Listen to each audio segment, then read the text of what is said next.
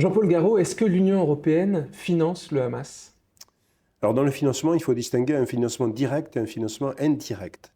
Sur un financement direct, je n'ai pas établi pour l'instant d'éléments, parce que le Hamas est un groupe terroriste et classé comme tel par l'Union européenne. Donc on imagine mal, il faut toujours vérifier, mais on imagine mal un financement direct d'un groupe terroriste par l'Union européenne. Par contre, j'ai soulevé plusieurs questions et je suis même allé plus loin puisque j'ai saisi le parquet européen sur un financement par l'Union européenne de l'université islamique de Gaza qui est appelée campus du Hamas. Pourquoi? Parce que cette université, entre guillemets, a formé un certain nombre de terroristes, parce qu'un certain nombre d'ailleurs de ses dirigeants font partie ou ont fait partie du Hamas. Et donc ce financement qui est intervenu, je suis arrivé à établir une somme de 1 700 000 euros, ce qui n'est pas forcément considérable, mais qui existe. J'en ai saisi le parquet européen. C'est une démarche tout à fait nouvelle. Ce n'était jamais arrivé. Donc j'ai saisi, qualité bien sûr de député européen et président de la délégation RN. J'ai été reçu d'ailleurs par le parquet européen il y a peu de temps et j'espère bien qu'une enquête va être diligentée. Ça, c'est un financement indirect, je dirais, bien sûr, d'un groupuscule du Hamas, dans les conditions dont j'ai parlé, et il y a aussi d'autres financements indirects. Et cela, c'est une porte que j'ai ouverte. J'en ai aussi parlé au parquet européen pour que l'enquête aille jusque-là, encore plus loin, parce qu'il y a des associations, il y a un certain nombre d'organisations qui sont financées par l'Union européenne, et ces organisations peuvent financer, évidemment, non seulement cette université islamique de Gaza, mais peut-être même des mouvements islamistes en Palestine. Et cela, je pense que là, nous avons aussi beaucoup à faire. La Commission européenne, elle, a dit qu'elle avait vérifié et que le Hamas n'a pas touché 1 euro de l'Union européenne. On est surpris quand même des quantités de millions que l'Union européenne verse à différents acteurs au titre du développement, etc., au Moyen-Orient, dans toutes les politiques de développement. Est-ce que la Commission européenne peut-elle être crédible en disant qu'elle est sûre et certaine que pas 1 euro n'a été versé au Hamas? Oui. Non, mais c'est un contre-feu qu'elle a voulu mettre en place dès le début, parce que c'est tellement énorme. Donc la réponse qui a été donnée par la Commission européenne est une réponse, je dirais, de principe, en espérant peut-être qu'on n'aille pas plus loin. C'est justement pour cette raison que j'ai saisi le parquet européen, qui est a priori un organe indépendant de l'Union européenne. On va bien voir s'il est vraiment indépendant. C'est ça, donc là, ce sera un peu un test pour le parquet européen. Vous espérez, Oui. qu'est-ce qu'il pourrait faire en principe et qu'est-ce que vous pensez qu'il fera en réalité? Alors il peut déclencher une enquête par l'OLAF notamment.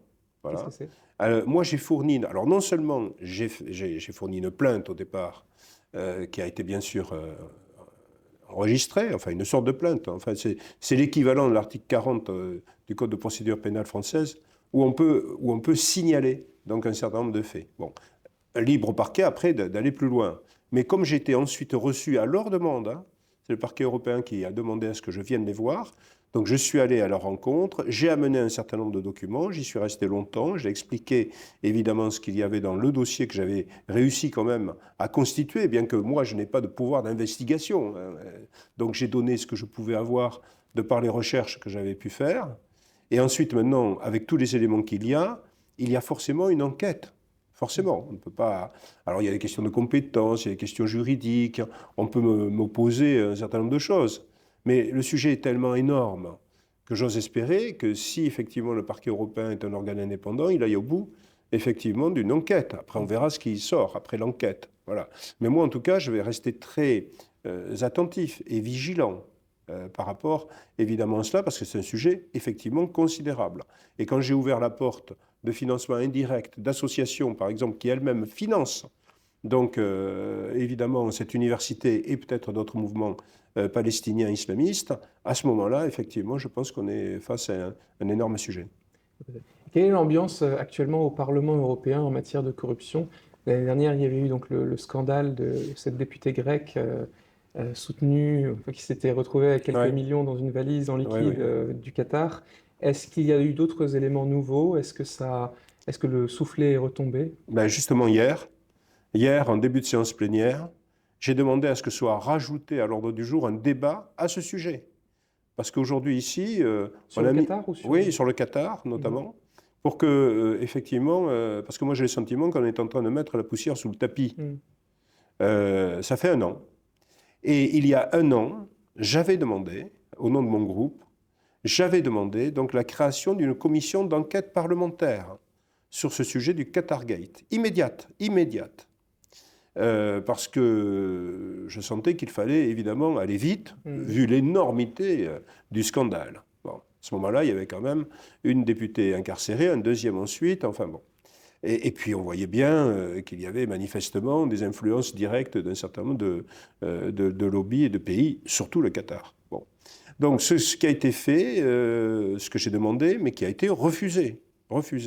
Et le Parlement, ici, a pris un certain nombre de mesures, mais superficielles, je dirais.